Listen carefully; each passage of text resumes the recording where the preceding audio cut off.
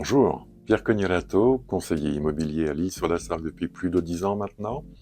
J'ai décidé cette semaine de vous parler de quelque chose de très important, les étapes clés dans l'achat immobilier. Alors, suivez-moi, j'ai quelques bons conseils à vous donner. L'acquisition immobilière, qu'il s'agisse d'une résidence principale, d'un investissement locatif ou d'une première acquisition, est un parcours complexe nécessitant une préparation rigoureuse. Il n'y a pas de miracle. Pour réussir un achat immobilier, mieux vaut bien le préparer. Définir son budget et ses critères, les fondations de votre projet. Alors, première des étapes, il va falloir évaluer votre capacité d'emprunt. Premier conseil, utilisez les simulateurs sur Internet. Cela va vous permettre déjà de dégrossir cette histoire de capacité d'emprunt, de budget global pour votre acquisition immobilière. Dans un second temps, allez voir votre banquier et affinez cette première estimation avec lui à l'aide de tous les renseignements importants, de manière à vraiment bien définir votre capacité d'emprunt et donc votre budget pour l'acquisition de ce bien immobilier.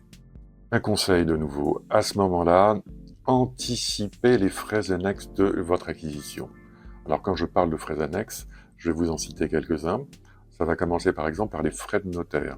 Ils viennent d'être augmentés aujourd'hui pour la quasi-totalité des cas, sauf pour les primo-accédants. Il va falloir anticiper ces frais parce que cela représente quand même une enveloppe d'environ 8,5 à 9% du montant de l'acquisition du bien que vous souhaitez faire.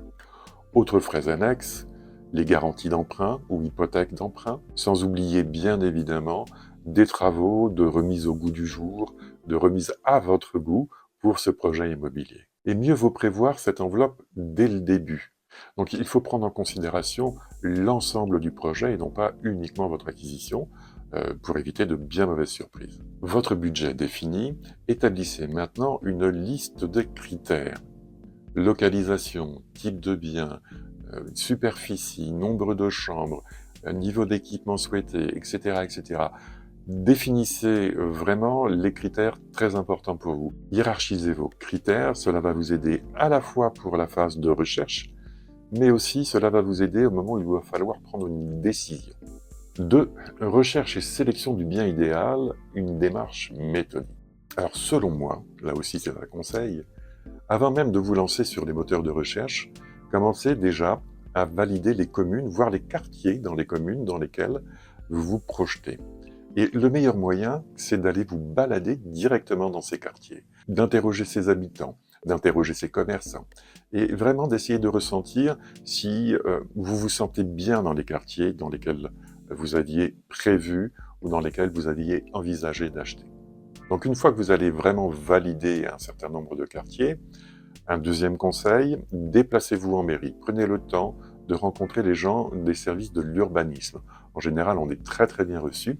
Et informez-vous au niveau de ces quartiers, informez-vous de savoir s'il n'y a pas des projets d'urbanisme qui viendraient en changer la nature. Donc les quartiers validés, eh bien, commencez à consulter. Et la meilleure des façons de faire aujourd'hui, ça reste Internet. Le Bon Coin, Se Loger, Logikimo, Bien Ici, et mettez en place des alertes. Alors vous pouvez aussi pousser la porte d'agences que vous auriez repérées lors de vos visites dans certains quartiers.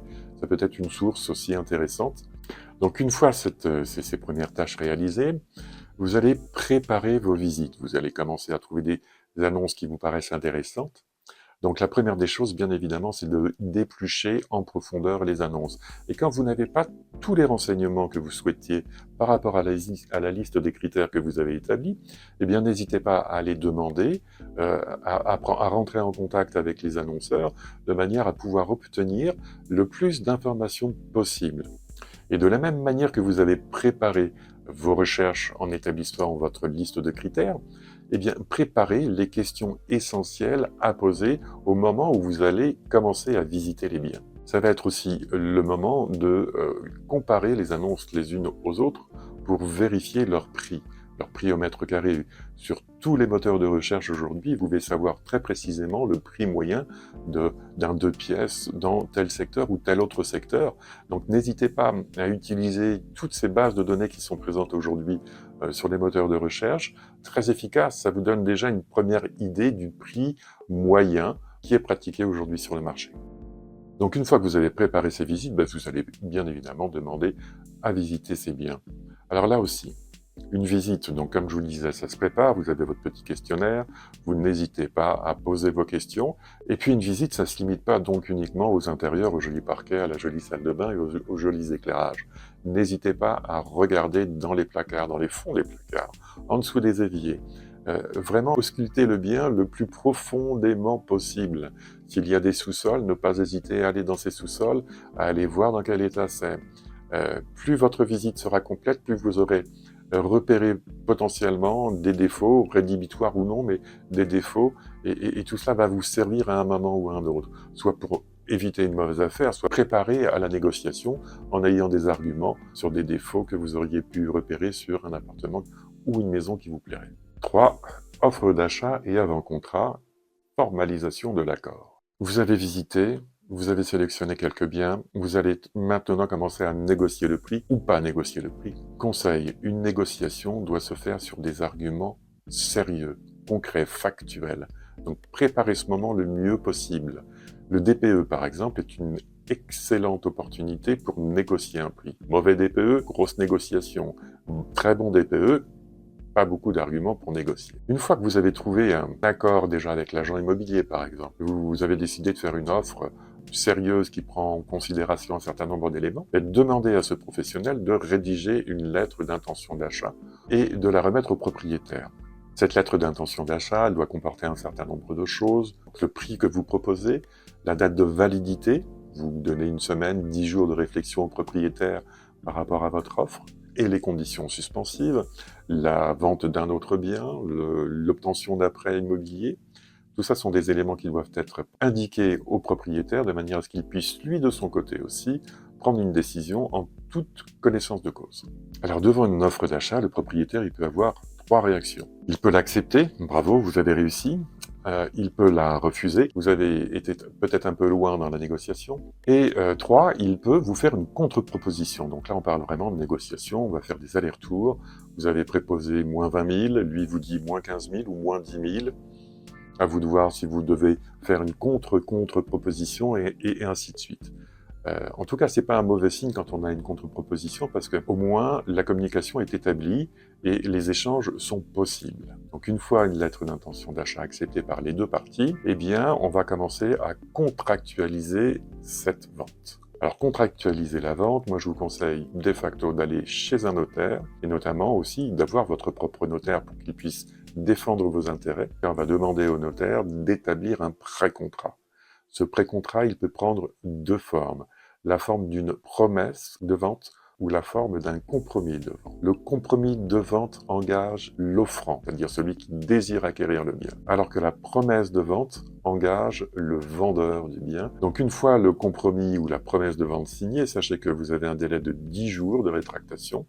C'est aussi le moment où le notaire va vous réclamer le dépôt de garantie.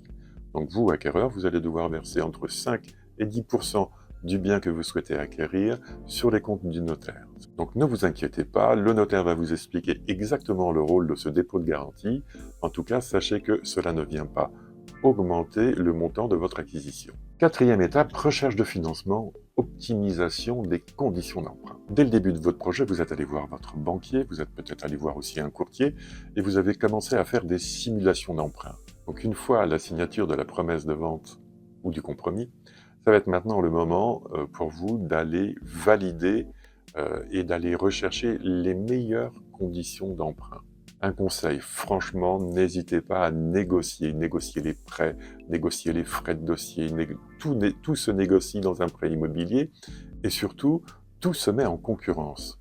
Ne restez pas uniquement et ne consultez pas uniquement votre banque, à moins d'avoir de super relations avec, mais n'hésitez pas à aller voir la banque d'en face et n'hésitez pas à demander à un courtier de regarder de plus près votre dossier et d'essayer de voir quel type d'offre il pourrait vous obtenir. Donc si vous êtes primo-accédant, sachez que vous pouvez obtenir plusieurs aides.